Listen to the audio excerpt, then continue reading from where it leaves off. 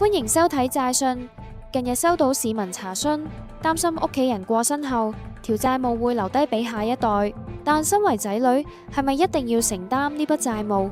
呢個到底係道德枷鎖定係法律責任？所以今集節目會同大家探討負債係咪要子還？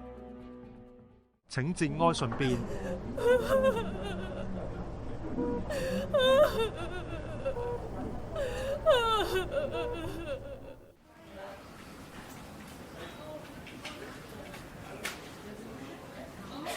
喂，而家你老豆死咗，佢爭我哋筆錢仲未還完，你要還埋佢啊！佢人先啱啱走，你哋仲嚟收數？我哋唔理，總之你就準時還錢。有冇聽過負債子還啊？憑乜嘢？憑乜嘢佢欠嘅錢要由我嚟還？喺片段裏面，好多人以為負債子還係天經地義，但真相係個人債務個人理。欠債人離世後，遺產繼承人必須用筆資產還清所有債務。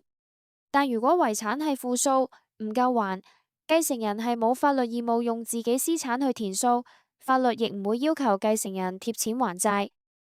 雖然法律保障你唔使還，但處理遺產複雜。想知點樣合法保護自己？致電我哋林志宇律師樓，問下我哋嘅律師團隊。今集時間差唔多，我哋下次再見。